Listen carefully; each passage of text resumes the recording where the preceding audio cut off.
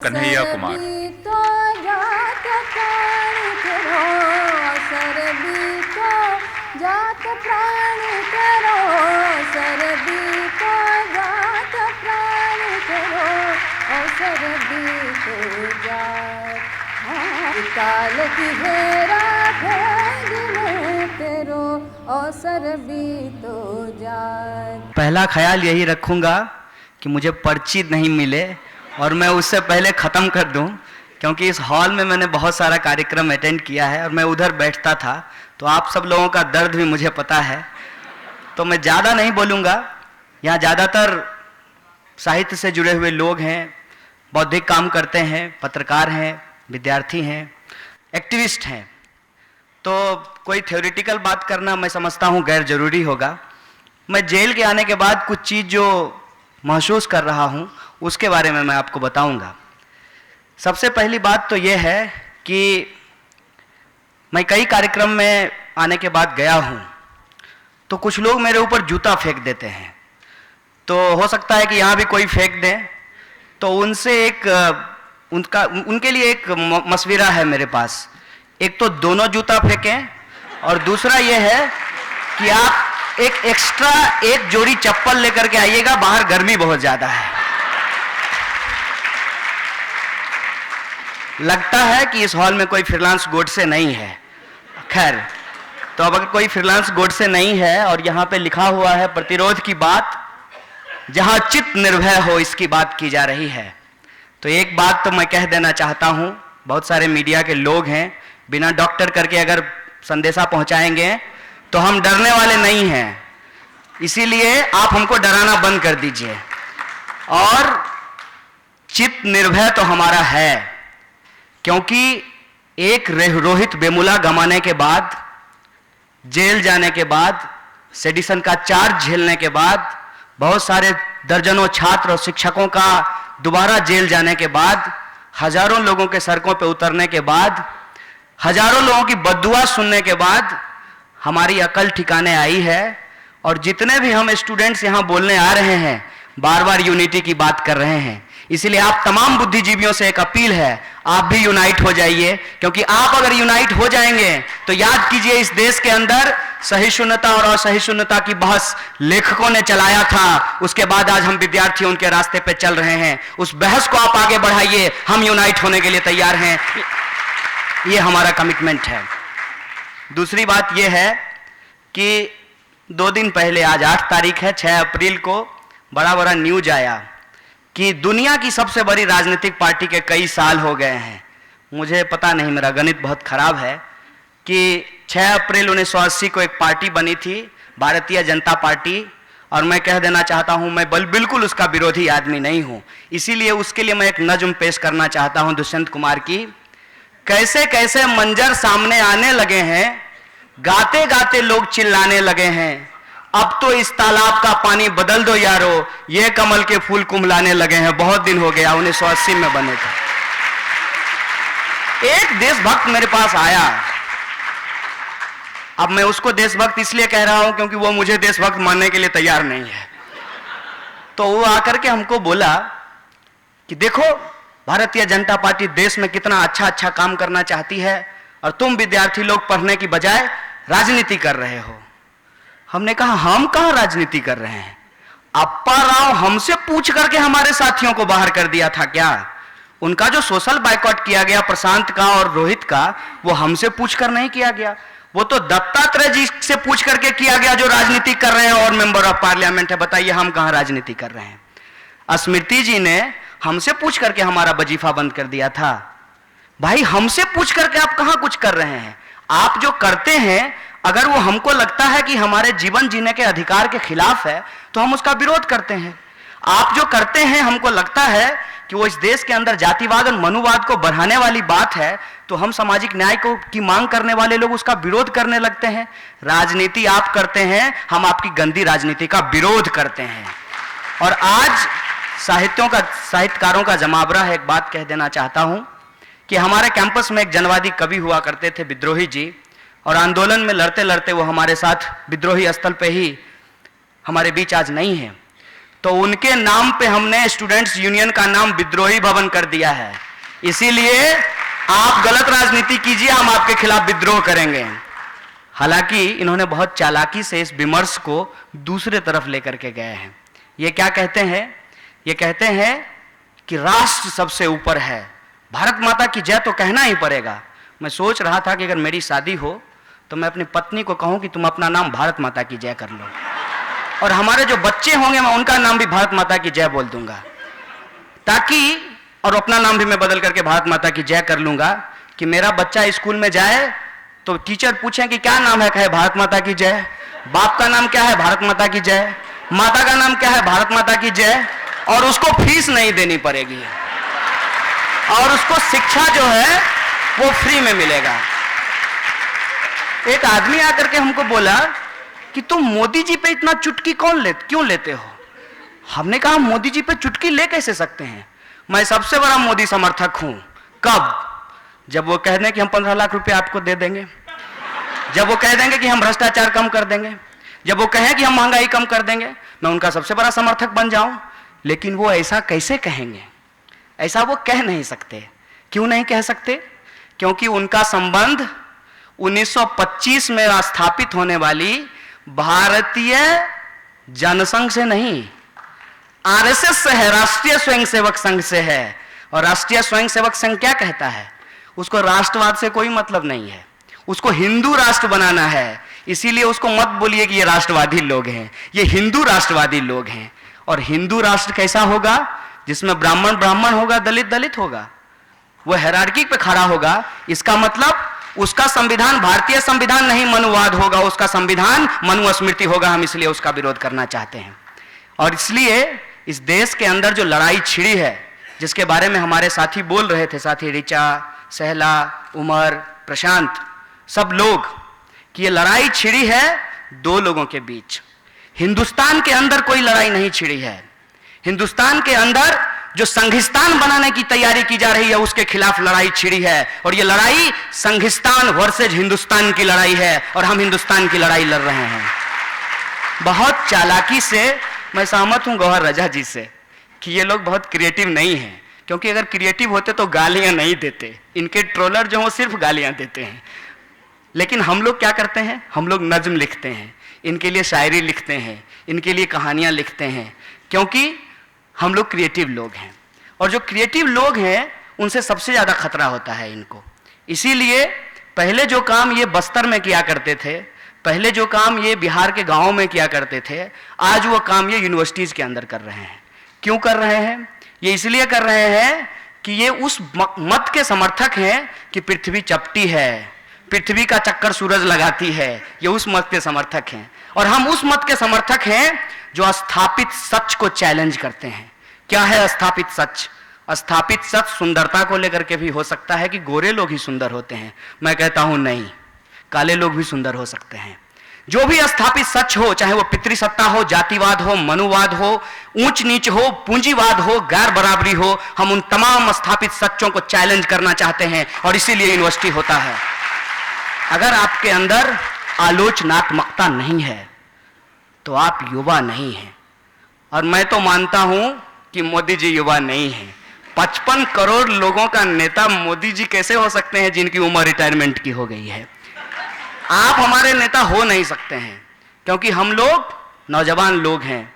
और इस मुल्क के अंदर जो हम झेल रहे हैं, उसको झेलते हुए हम इस बात का संकल्प ले रहे हैं कि आने वाली नस्ल इसको नहीं झेलेगी। यही हमारी लड़ाई है, यही हमारा संघर्ष है।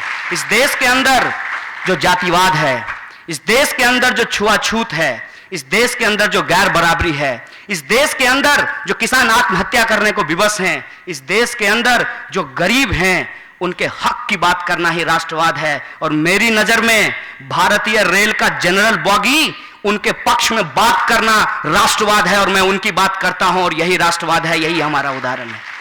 क्या कहते हैं ये कहते हैं कि सब कुछ तो ठीक है, अब दूसरा पैटर्न आइए। कोई हार्डकोर संघी होता है, कोई सॉफ्टकोर संघी होता है। तो हार्डकोर संघियों की बात मैंने आपको बता दी, और ये सॉफ्टकोर संघी हर जगह पाए जाते हैं। इसीलिए मैं आज रंगों की बात नहीं कर रहा, हो सकता है कि अगर ढूंढने निकले तो लाल से लेकर के भगवा तक निकल आए। तो मैं उन सॉफ्ट संघियों की बात करना चाहता हूं जो कहते हैं कि सब कुछ तो ठीक है, नारेबाजी क्यों हुई।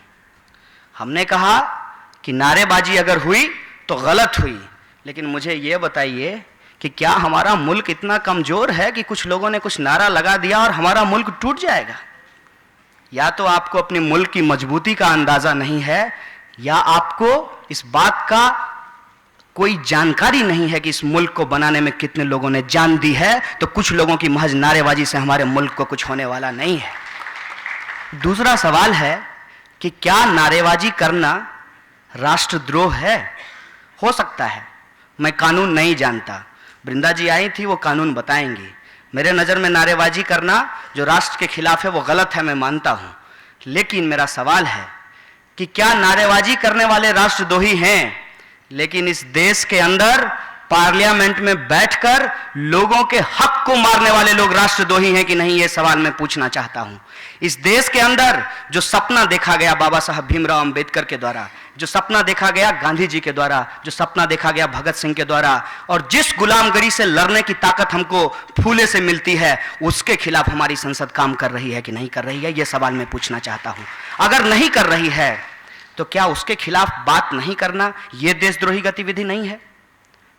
क्या लोगों के अंदर नफरत को भर देना, लोगों को एक दूसरे के खिलाफ खड़ा कर देना, छोड़ दीजिए इंसानों को, जानवरों तक का सांप्रदायिकरण किया गया है। कहते हैं कि मकरी हिंदू है और गिरगिट मुसलमान है।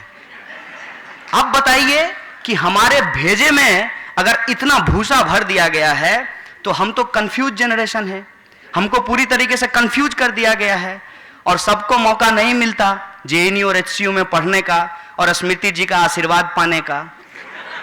मेरा नाम कन्हैया है। मैं एक बार सोच रहा था हिंदू मैथोलॉजी के बारे में, तो कन्हैया की 2 माँ थी, एक ने जन्म दिया और एक ने पाला। इत्तेफाक से मेरी भी आजकल 2 माँ हो गई है, एक ने जन्म दिया और एक ने पाला है, और दूसरा जो है पार्लियामेंट में खड़ा होकर के कहती है कि मैं माँ हूं। माँ जी, आप दौड़ करके एनआईटी श्रीनगर चली गई, आपके आवास के बिल्कुल बगल में जेएनयू था, एक बार आ जाते मिलने के लिए। अरे हमसे नहीं मिलते, उनसे तो मिल लेते जो इस देश की रक्षा के लिए लड़ रहे थे, उन्हीं से एक बार आपकी मुलाकात हो जाती। मैं कहता हूं कैंपस के अंदर जो युद्ध छेड़ा जा रहा है वो लोकतंत्र के खिलाफ है। कैंपस के अंदर जो प्रायोजित हिंसा की जा रही है वो लोकतंत्र के खिलाफ है। और आज इस देश के अंदर कैंपसों को रण क्षेत्र में बदला जा रहा है।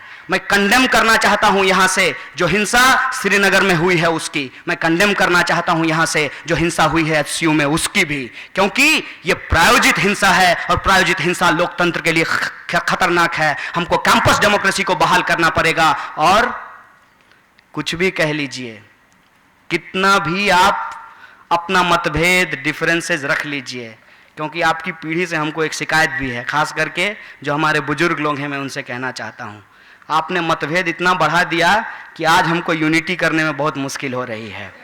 आप लोग अगर ये काम पहले कर गए होते तो आज हमको जो है गांधी और अंबेडकर को मिलाने में इतनी मुश्किल नहीं होती जितनी मुश्किल हो रही है। क्या जरूरी है, क्या जरूरी है, मैं इस बात पे आज सवाल खड़ा करना चाहता हूं कि हम अपने महामानवों की रेसलिंग करवा दें। कौन जीतेगा उसको मानेंगे, जो हार जाएगा उसको नहीं मानेंगे। भाई साहब, उन्होंने अपने जमाने को जिया, अपने चश्मे से समाज को देखा और अपने तरीके से हमारे भविष्य को तय किया। हम अपने जमाने में रह रहे हैं, अपने चश्मे से देखते हैं, जरूरत पड़े तो चश्मा उतार करके देखते हैं, और जिनकी जरूरत जहां पे मिली उनसे हाथ मिलाते हैं। और हमको लगता है इस देश के अंदर अगर आपको फ्रीलांस गोडसे से बचना है तो अंबेडकर और गांधी की बात करना पड़ेगा और आपको गांधी की तरह जान देना पड़ेगा। और मुझे तो कहीं नहीं मिला जहां अंबेडकर और गांधी हिंसा के सवाल पे एक दूसरे से सहमत होते हुए ना दिखाई दे। बार बार बाबा साहब भीमराव अंबेडकर ने डेमोक्रेटिक मीन्स की बात की और बार बार गांधी जी ने अहिंसात्मकता की बात की। दोनों एक जगह हैं, तो इस संघीय हिंसा के खिलाफ हम दोनों के साथ क्यों नहीं खड़े होते हैं? यह जो देश के अंदर लोकतंत्र के ऊपर हमला हो रहा है, हम दोनों के पक्ष में क्यों नहीं बोलते हैं? और मैं कह देना चाहता हूं हमारे भगत सिंह के बारे में, जो हमारे क्रांतिकारी लोग हैं वो बहुत सहज भाव से भगत सिंह को अपनाते हैं। बिल्कुल अपनाना चाहिए। लेकिन वही भगत सिंह कहते हैं इनकलाब और बम और पिस्तौल से नहीं आता, इनकलाब विचारों की शान पे तेज होती है, विचारों की लड़ाई है और इस विचार की लड़ाई को हम आगे बढ़ाएंगे। और आज तमाम तरीके के जो सेमिनार्स हो रहे हैं, जो कार्यक्रम होते हैं, मैं उनमें एक बात कहता हूं, जो लड़ाई हम कैंपस में लड़ रहे हैं, इस सेमिनार हॉल से बाहर निकल करके वो लड़ाई हमको गांव में जाकर लड़नी होगी। और सहला ने जो कहा कि किसानों को आज किसान के बच्चों के खिलाफ खड़ा किया जा रहा है, किसान के बेटे को सैनिकों के खिलाफ खड़ा किया जा रहा है, हम इस बाइनरी को खारिज करेंगे, इस युग्म को हम तोड़ेंगे और हम बताएंगे कि इस देश के अंदर हक की लड़ाई हम सब की लड़ाई है और हम सब मिलकर के इस लड़ाई को लड़ेंगे। आप हमको बांट नहीं सकते हैं, आप हमको कंफ्यूज नहीं कर सकते हैं। कम पढ़ा लिखा है, हालांकि संघी लोग कहते हैं कि 28 बरस उम्र हो गया अभी तक पढ़ ही रहा है। तो मैंने कहा यही इस देश का दुर्भाग्य है कि बहुत सारे लोगों को पता ही नहीं है कि पीएचडी करने में कम से कम 28 बरस लग जाती है। अगर सबको पीएचडी करने का मौका मिलता तो शायद इस पूरे मुल्क के लोगों को पता होता कि पीएचडी करने के लिए 28 बरस की जरूरत होती है। कितनी भी जल्दबाजी कर लें, बहुत प्रेम करते हो हम अपनी पत्नी से और हम चाहते हैं परिवार बढ़ाना, कम से कम 9 महीने का इंतजार करना होता है। तो पीएचडी करने के लिए भी 28 बरस लगता है मेरे भाई। मैंने देश पे कोई बहुत बड़ा गलत काम नहीं कर दिया है। और आपके सब्सिडी का पैसे की जो बात है उस पर मैं एक बात कह देना चाहता हूं कि सही जगह खर्च हो रही है। गलत जगह तो वो है जहां 5 लाख का लोग सूट पहन करके फ्लाइट मोड में अनवरत रहते हैं। सही जगह इसलिए खर्च हो रही है कि अगर मैं एक खराब परिवार से, खराब मतलब आर्थिक रूप से खराब, नैतिक रूप से खराब नहीं है, खराब परिवार से आकर के जेएनयू में पढ़ रहा हूं, इससे ज्यादा इस्तेमाल और सब्सिडी का क्या हो सकता है। इस देश के अंदर पीएचडी करने वाला एक इंसान, जेएनयू में पढ़ने वाला, जहां जीभ टेढ़ी करके अंग्रेजी बोली जाती है वहां हिंदी बोलते हुए किसानों की बात कर रहा है, इससे ज्यादा यूथ सब्सिडी की क्या हो सकती है। इस देश के अंदर सरकारों को देखकर लोग रास्ते बदल देते हैं और मोदी जी के पास तो 56 इंच का सीना है। उस 56 इंच के सीने के खिलाफ 12 इंच के सीने के साथ डटकर खड़ा हो जाएं, इससे ज्यादा सब्सिडी की यूज क्या हो सकती है। इसीलिए दोस्तों, ये लड़ाई इस मुल्क को बचाने की लड़ाई है और इस मुल्क को बचाने की लड़ाई में वो तमाम लोग जो अपनी कुर्बानी दिए हैं, हम सबको याद करना चाहते हैं। चाहे वो बाबा साहब भीमराव अंबेडकर हो, चाहे महात्मा गांधी हो, चाहे नेहरू हो, चाहे भगत सिंह हो, चाहे सावित्रीबाई फूले हो, ज्योतिबा फूले हो, पेरियार हो, हम उनके रास्ते पे चल के इस मुल्क को एक समता मूलक समाज की स्थापना करना चाहते हैं। क्योंकि राजनीतिक लोकतंत्र को सामाजिक लोकतंत्र में परिणत किए बिना समता मूलक समाज की स्थापना नहीं हो सकती। इसीलिए जिसकी जितनी आबादी उसकी उतनी हिस्सेदारी की मांग करना चाहते हैं। कुछ लोग आकर के कहे कि तुम जो बात बोलते हो वो बहुजनों की बात है। हमने कहा तुमको समझ में नहीं आती है, हम जो बोलते हैं वो सर्वजनों की बात है। बोला कैसे? हमने कहा पेट सबका है, चाहे वो जनरल हो या ओबीसी, चाहे वो जनरल हो या एसटी। भाई साहब भूख मिटाने की लड़ाई लड़ रहे हैं, आत्मसम्मान की लड़ाई लड़ रहे हैं। गरीबों की कोई पूछ नहीं होती है। अगर कोई कास्ट विश्लेषण करना चाहता है तो भारतीय रेल के जनरल डब्बे में जाए, उसको पता चल जाएगा कि वहां गरीब जनरल बैठा हुआ मिलेगा और बहुसंख्यक आबादी जो है वहां पे वो पिछड़े, दलित और मुसलमान और अल्पसंख्यक लोग वहां पे आपको मिलेंगे, महिलाएं मिलेंगी। ये हमारे समाज की सच्चाई है। हमको बांटो मत भाई, हमको बांटो मत, हमको कंफ्यूज मत करो। हमारा रास्ता बिल्कुल साफ है कि जो बात संविधान की प्रस्तावना में कही गई है उस एक एक बात को सच करेंगे, समाज में उतारेंगे। हमको नहीं मालूम कि ये पीढ़ी जीत पाएगी कि नहीं जीत पाएगी, लेकिन जो लड़ाई हमने छेड़ी है हमको लगता है कि ये बहस दूर तलक जाएगी। और जब बहस निकलेगी, जब बहस होगी, जब लव आजाद होकर बोलेंगे तो इस बोलने की आजादी को हम लोगों की आजादी के आंदोलन में परिणत करेंगे। इसीलिए कहा आजादी मांगा है और ये अंबेडकर जी ने लिखा है। अंबेडकर जी कहते हैं कि किसी देश से सिर्फ आजादी नहीं चाहिए, आप लोग भी जाकर के देखिएगा, देश में भी आजादी चाहिए। और देश से तो आजादी बाबा साहब भीमराव अंबेडकर जैसे लोगों ने लड़ करके ले लिया। उनके चाहने वाले आप सब, हम सब इस देश के अंदर जो भुखमरी, गरीबी और अत्याचार है उससे लड़ाई लेंगे और सामाजिक न्याय को स्थापित करके समता मूलक समाज की स्थापना करके उनके सपनों को सच करेंगे। और मुझे पूरी उम्मीद है कि जो गुजारिश हमने आपसे की है वो गुजारिश आप लोग जरूर मानेंगे। और इस कंफ्यूज जनरेशन को कंफ्यूजन से निकालेंगे, पिट पिटा करके जो हमारी अकल ठिकाने पे आई है उसको, और आप अपना योगदान दे करके अपनी लेखनी से उसकी सहायता करके इस आंदोलन को आगे बढ़ाएंगे। और इस आंदोलन से हम इस समाज के अंदर इस बात को स्थापित करके कि हमको रोहित एक्ट को लागू करवाना है, हमको इस देश के अंदर एक एक लोगों के हक की बात करनी है, इस लड़ाई को हम आगे बढ़ाएंगे। ज्यादा बोल दिया, इससे ज्यादा मैं बोलना नहीं चाह रहा था। इतना ही बात कहकर मैं बात को खत्म करूंगा। बहुत बहुत धन्यवाद, बहुत बहुत शुक्रिया आप तमाम लोगों का।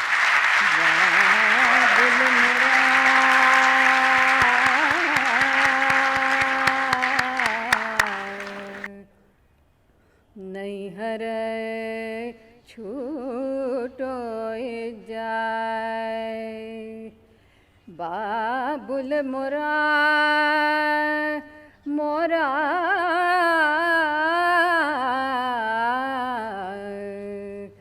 नैहर छूटो जाए। चार कहरा मिल मोरी डोलिया सजावे रे,